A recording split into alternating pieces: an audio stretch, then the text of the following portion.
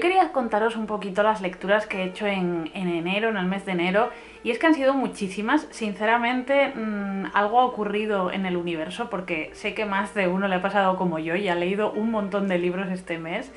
Pero para que no se hiciera esto tan largo como habitualmente, a veces me da la impresión de que hablo de muchos libros, pero digo muy poco de cada uno, porque si no se extiende esto hasta el infinito y sinceramente editar puede ser un infierno. Entonces he decidido simplemente hablaros con un poquito más de profundidad de los libros que más me han gustado, que de verdad creo que tengo algo que aportar o que decir de ellos, o que me apetece compartir más mi opinión, y de los otros pues en fin, ya hablo más extensamente en el Patreon, que siempre estoy comentando todas las lecturas que voy haciendo y todo esto. Entonces bueno, vamos a empezar porque quería comentaros 3 libros y un cómic que me han gustado muchísimo, o sea, han sido unas lecturas maravillosas. Uno de esos libros he llevado 5 estrellas porque se ha quedado en mi corazón y lo he amado de principio a fin, y los otros 3 les he dado 4 estrellas porque de verdad que me han gustado muchísimo. Bueno, vamos a empezar por Caperucita en Manhattan, de Carmen Martín Gaite. Este es un libro que tenía pendiente desde hace muchísimo tiempo. Es una novela que me regalaron hace ya años, la verdad, y llevaba un montón de tiempo retrasando leerlo, no sé muy bien por qué, porque este libro me venía muy bien recomendado. Además ya sabéis que yo soy muy fan de las novelas así infantiles, y esta autora el año pasado leí Entre visillos, que fue una lectura de mis mejores lecturas. Me acuerdo que fue una lectura que hice en enero y me acordé todo el año de ella, de lo que me había gustado y todo lo que me había aportado aquel libro. Además, otro librito que había leído de ella fue este de relatos de El castillo de las tres murallas, que es un libro que descubrí por casa. Fijaros qué viejo está. Está súper, vamos, debía ser de cuando era pequeña o cuando era mi hermana pequeña, que era la lectora de la casa. Y es un librito muy breve, infantil, como de cuentos de hadas, que también me gustó un montón. A ver, es muy sencillito, porque ya veis que son muy pocas páginas y está súper descatalogado, me da la impresión. Ojalá saquen otra, lo reediten de alguna manera, porque es un cuentecillo que, dentro de que es muy sencillo, muy breve, es ese rollo de cuento de hadas, pero que tiene un pequeño, no sé, te hace reflexionar un poquito. Sí que tiene su propia moraleja hacia el final y los personajes son como muy encantadores. Este librito también me gustó mucho, con lo cual puedo decir que todo lo que he leído de Carmen Martín Gaite me ha encantado, así que voy a seguir con ella. Pero hablando de Caperucita en Manhattan, esta es una novela que ella escribió en un momento realmente duro, porque fue una época, pues justo acaba de fallecer su hija, y estaba en Nueva York intentando superar el duelo, o pasar el duelo más bien. Y me parece fascinante que escribiera este libro como tan luminoso, porque es un libro muy optimista, que tiene como muchos pequeños aprendizajes. Es una historia que habla de una niña, de Sarah Allen, que tiene unos 10 años y vive con su familia en Brooklyn. Es una familia muy común, ¿no? El típico padre, la típica madre, trabajadores, que no son muy creativos, que digamos, ni le permiten a ella soltar esa imaginación que tiene tan enorme. No es quizá como la familia de Matilda, pero bueno, ella es una niña como muy creativa, muy despierta, muy distinta a los demás niños, ¿no? Y eso nos lo comentan desde el principio, que es alguien peculiar.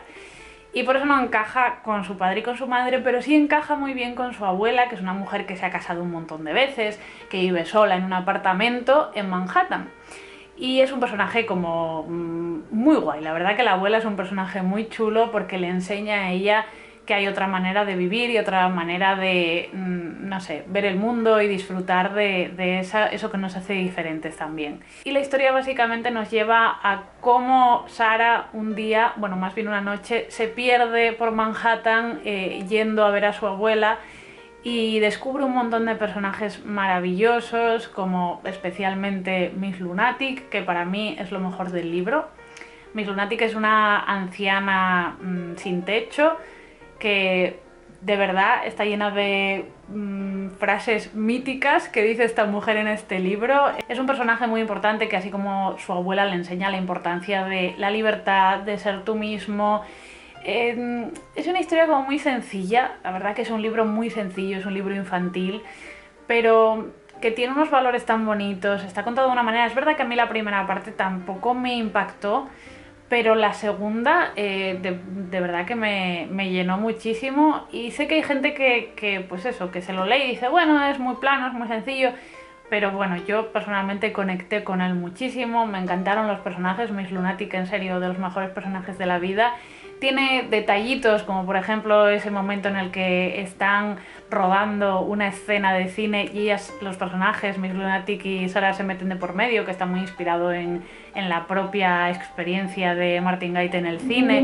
O sea, tiene muchos momentos como autobiográficos, detalles que coges que son muy bonitos. Luego cómo utiliza las palabras, ¿no? El juego de palabras que hace, que se inventa una serie de palabras que me parecieron maravillosas. O sea, tiene muchas cosas este librito que, pareciendo tan sencillo, yo creo que da para bastante. Luego hay otro libro que es cierto que es muy conocido, lo ha leído ya muchísima gente, pero yo no lo había leído hasta ahora y Dios mío. Se trata del Abanico de seda de Lisa See. Me ha encantado, me ha gustado muchísimo este libro. Este es un libro que ya os digo que tenía muy pendiente hace un montón de tiempo. Yo de esta autora, ya os lo he comentado más veces, me leí la biología esta que tiene, es Chicas de Shanghái y Flores de Felicidad. Y aquella biología me gustó, porque realmente es una biología que me gustó bastante, sobre todo el segundo libro me encantó, me gustó muchísimo. Pero es cierto que le vi cosillas, como un poco melodrama, excesivo, que digo, bueno, me ha gustado, sobre todo el segundo me ha gustado mucho, pero todavía no estaba al nivel, por ejemplo, de Amy Tan, que es la autora con la que siempre la comparan. Para mí, yo siempre seré team Amy Tan, aunque tampoco hay que tener teams en esto, pero bueno, a mí me gusta más su estilo. Pero sí que es verdad que este libro me ha parecido mucho más redondo que aquellos dos. Este libro me ha encantado. Habla de varios temas, de varias cosas súper interesantes, y que el que no las conozca como yo, pues es algo que también me aportan mucho los libros de esta autora, que es muy histórica y te aporta muchos detalles históricos y costumbristas, la época en la que se ambientan sus historias. En este caso está ambientado en el siglo XIX y finales del siglo XIX, y nos habla por una parte del Nushu, que es esta costumbre que desarrollaron las mujeres, que me parece maravillosa, que es una escritura única, un tipo de escritura única que se daba en los abanicos y por los que se relacionaban las mujeres. De verdad, su simple existencia me parece fascinante. Y luego, por otro lado, otra tradición que es la del Laotong, en la que dos niñas que tienen muchos elementos en común, tiene que ser pues que hayan nacido el mismo día, que tengan más o menos el mismo peso, que los astros coincidan con determinadas cosas, que tengan el mismo signo. Si se dan todos estos elementos que se analizaban a conciencia, estas dos niñas se convierten en Laotong, que son como hermanas, más que hermanas, amigas íntimas para toda la vida, que dicen que, bueno, se entendía que esa amistad iba a durar más allá del matrimonio, iba a ser más importante que tu marido, esa persona, más importante que todo. Y claro, en esa época en la que las mujeres, especialmente en China, vivían, pues no tenía mucho valor su vida y su único valor era casarse y tener hijos masculinos, que tuvieran este pequeño, no sé, espacio para ellas, íntimo y femenino, me parece maravilloso.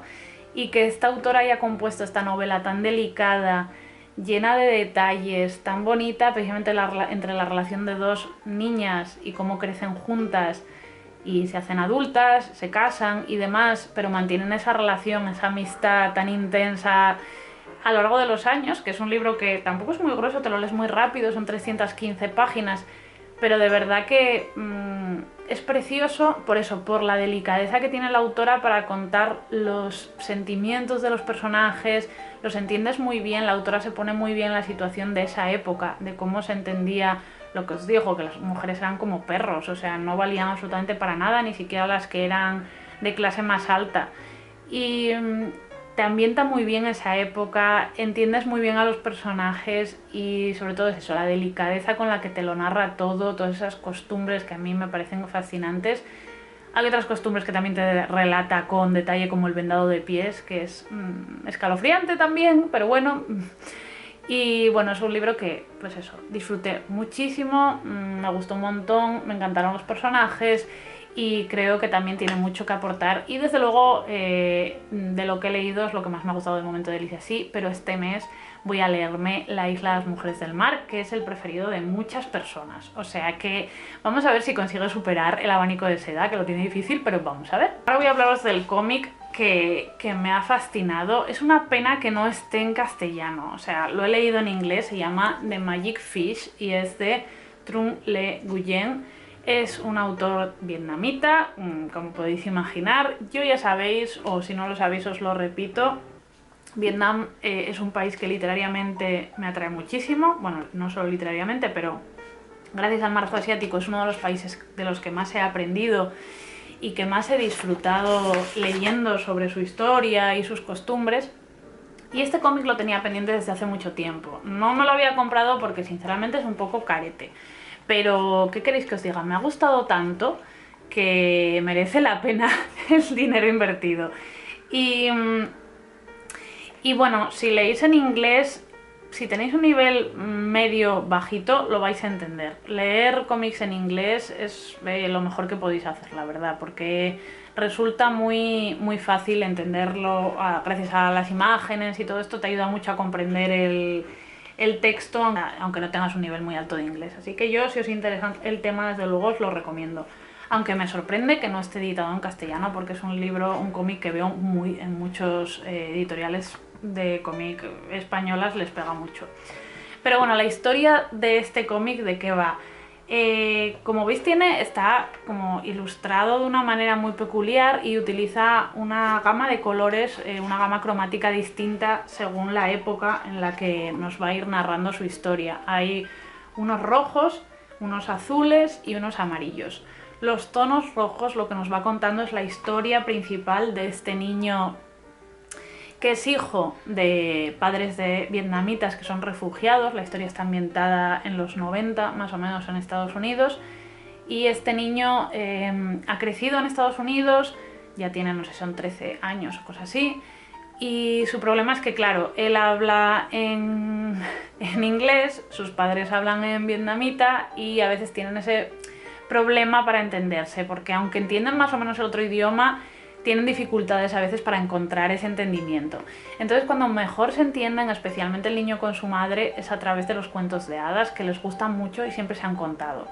Entonces, la madre y el niño se van narrando el uno al otro diferentes cuentos clásicos, que es lo que va en estos azules. Unos cuentos que son, pues puede ser como tipo Cenicienta, pero con ese toque asiático, porque va a haber pequeñas diferencias, porque son cuentos clásicos asiáticos o cuentos que son universales y tienen sus pequeñas divergencias, pues eso, según la zona geográfica en la que se cuente, ¿no? Y es muy peculiar. A mí ya sabéis que el tema de los cuentos clásicos me encanta. Y lo he disfrutado muchísimo. A ver, me han gustado las dos historias, la de los cuentos, que no tiene nada que ver con la del niño, pero las dos, el conjunto y cómo va narrado y encajado todo, me ha gustado muchísimo. Luego en amarillo, las partes que vemos en amarillo, que son mucho menos, son los recuerdos de su madre cuando tuvo que emigrar de Vietnam y dejar allí a parte de su familia tras la guerra. Es una historia sobre todo de comunicación y de falta de comunicación familiar. También justamente este niño se encuentra en un momento en que él quiere decirle a su familia que es gay, pero no sabe cómo hacerlo precisamente por estas dificultades de comunicación, y eso también de sentirse aceptado y querido es como muy importante para la historia. Me hubiera gustado, es cierto, que tuviera más peso la parte de Vietnam, ¿no? Aquí tiene más peso casi el cuento y bueno, el hecho de que el niño se sienta, pues pueda hablar con su familia de este tema, que la parte más histórica de Vietnam. Eso es más anecdótico. Y tampoco me gustó, quizá el final me pareció muy apresurado. Pero son detalles que de verdad no hacen para nada desmerecer la historia, que es tan bonita, que está contada con tanto detalle, que se nota muchísimo, que es muy autobiográfica, mucho. Y es una historia también muy delicada, muy bonita, muy bien contada, y además que con este tema de... Bueno, a mí el dibujo me parece precioso, como muy tierno y al mismo tiempo súper detallado. Y luego el tema de los colores hace muchísimo, me encantó. Bueno, pues es eso, de las novelas gráficas que he leído últimamente, con Snapdragon, que es otra de esas novelas gráficas que leí, no sé si la leí en diciembre o cosas así, es de las mejores que he leído. Me ha gustado muchísimo y me encantaría que lo trajeran a España o que al menos trajeran otras de las novelas gráficas de este autor, porque me ha gustado un montón. Por último, quería comentaros el libro que se llevó las 5 estrellazas, que me ha gustado, me ha tenido dándole vueltas y me parece una auténtica joya, y es Belleza salvaje de Anna-Marie McLemore. Es un libro que, bueno, os lo enseño aquí porque yo lo tengo en el Kindle.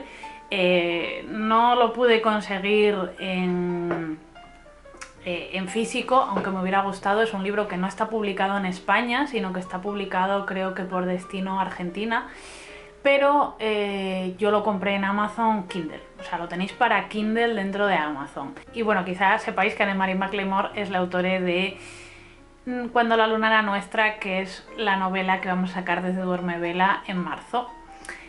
Esta novela es especial, dentro de todo, que todas las novelas de Duerme Vela para mí son especiales, pero esta es especialmente especial porque he hecho yo el posfacio. Entonces, para hacer el posfacio quería pues ambientarme, leer más cosas del autore y demás. Y para eso me leí este, que es una novela que yo creo que está muy ligada a aquella, así como Cuando la luna era nuestra. Es una novela muy otoñal, de la que os hablaré más. Quiero haceros un vídeo en marzo un poco hablándoos de realismo mágico y de lo importante que es para McLemore y específicamente para ese libro. Pero así como ese libro es, para mí es el otoño, simboliza el otoño, este libro, Belleza salvaje, es la primavera. Yo cuando estaba leyendo me sentía realmente en primavera, verano, y es la verdad que McLemore escribe de una manera tan envolvente. Creo que es lo que más me gusta de su estilo narrativo, de cómo tiene tanto cuidado con los detalles, con las descripciones. A mí es un tipo de escritura que me encanta. O sea, ya sabéis que a mí me gustan mucho los libros atmosféricos, que te evocan a muchas cosas, que no son de acción, sino más de personajes, y esos son los libros de McLemore. Y este de Belleza salvaje lo que cuenta es la historia de 5 chicas que viven en la pradera, que es una especie de espacio mítico, unos jardines maravillosos, una casa con unos jardines increíbles, mágicos, que son la cosa más bonita del mundo. Estas 5 chicas, que son primas, viven con sus 5 madres y con sus 5 abuelas en esa casa que está al borde de esa pradera maravillosa. Todas ellas forman la familia No Me Olvides, que es una familia que tiene esos dones de que pueden trabajar la tierra o que pueden hacer florecer las plantas y las flores de una manera especial, pero tienen también una especie de maldición en la que todas las personas de las que se enamoran, especialmente los hombres, desaparecen. O sea, no pueden permitirse amar demasiado a ningún hombre porque acaba desapareciendo. Y esa maldición a la nueva generación, a las 5 chicas jóvenes, les empieza a pesar demasiado. Un día aparece en su terreno, en la tierra, de la tierra directamente, un joven que no saben de dónde vienen, ni qué ha pasado con él, ni él mismo recuerda su pasado, ni absolutamente nada, pero ellas sospechan que es uno de esos hombres que desaparecieron en la historia de su familia, igual alguna bisabuela o tatarabuela que amó a algún hombre, y es este chico que va vestido además de una manera como más antigua que ellas, y comienzan a investigar un poquito qué pasa con él. Además tenemos a Bai, que es una de las últimas descendientes de los propietarios de la tierra en la que ellas viven. Las No Me Olvides viven porque ellas no son propietarias de la tierra, aunque pues tengan esos poderes sobre ella. Y esta chica, Bai, tiene una relación como muy especial con la familia, muy tierna. Todas están enamoradas de ella, tienen como una relación muy utópica y platónica con Bai. Pero todo va a cambiar cuando vuelve el hermano de Bai y quiere explotar esa tierra y quiere apropiarse de los dones de las No Me Olvides para pues hacer dinero, básicamente. Como veis, es una historia, bueno, para empezar, de realismo mágico claro y puro, y una historia muy poética, con una carga muy importante de reflexión también. Yo creo que habla muchísimo. Es una historia pues con mucha diversidad, los personajes son bisexuales, queer, pero está muy centrada en este caso, yo creo, en la importancia del legado, de que no lo que hacen tus antepasados tiene por qué definirte a ti. También tiene una parte que a mí me sorprendió muchísimo, que habla del racismo, que no os puedo contar mucho porque es algo que se desvela más hacia el final, pero tiene que ver como con el pasado histórico y con cómo se trata, un poco como pasaba con Gótico, de Silvia Moreno García, que hablaba de la explotación a los trabajadores. También las No me olvides son latinas, no se dice exactamente de qué zona, pero el autor es mexicano-estadounidense y eso se aprecia en todos sus libros porque no solo interviene el lenguaje, que utiliza palabras en castellano, sino que además pues hay mucho de su tradición, hay mucho de por ejemplo, de la gastronomía, la utiliza muchísimo en este libro, local, ¿no? Y eso te da como también esa ambientación, esa mezcla, ese mestizaje tan rico para mí, y que hace que este libro pues te ambiente muchísimo más la historia, ¿no? Macklemore es súper fan de Como agua de chocolate, por ejemplo, y se advierte también, para mí se advierte más en Cuando la luna era nuestra, sobre todo en el personaje de Araceli, que ya os contaré porque es súper interesante, pero aquí también se advierte un poco, ¿no? Ese es el interés que tiene por mostrar pues la cultura de su familia mexicana, integrarlo en esta historia como tan... La verdad que es una historia para mí muy redonda, como os digo, es muy evocadora, muy bucólica, muy atmosférica, muy bella por cómo está escrita, es muy exuberante, muy que hueles las flores, ese tipo de historias que yo entiendo que habrá muchas personas que dirán: "Puf, o sea, no puedo con esto, me agobia tanta descripción". Y a mí es todo lo contrario, amo profundamente estas historias con tanta descripción y con tanto detalle y que te ambientan tantísimo y te sientes...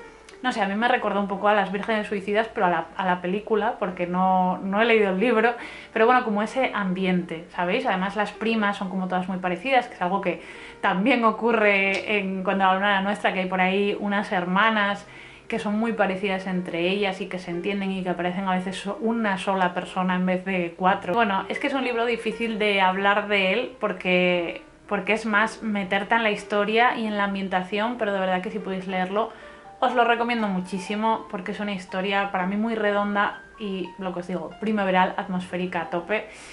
Si no podéis leerlo, no os gusta leer en Kindle, a ver, ya sabéis, podéis esperar a marzo, que sale Cuando la luna era nuestra, y pues es una historia bastante similar, y os digo que para mí están conectadas en ciertos aspectos, aunque no tengan nada que ver, son personajes distintos y las tramas no tienen absolutamente nada que ver, pero por el estilo del autor es muy similar.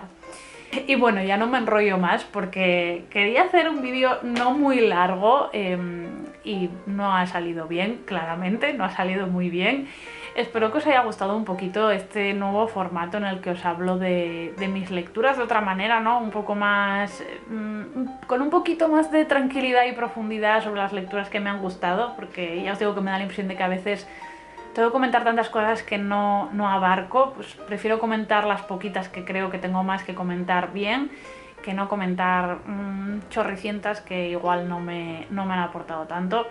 De todas maneras, ya sabéis que tenéis mi Goodreads, que allí subo todas mis lecturas, tenéis mi Instagram, que también las voy comentando siempre por ahí, y desde luego está mi Patreon, mi Aquelarre, donde voy haciendo no solo el listado todos los meses de todas las lecturas, sino en los blogs que hago, comento todo lo que voy leyendo, y bueno, pues tenéis ahí también, si os interesa, para ver más cositas y apoyar además a mi editorial.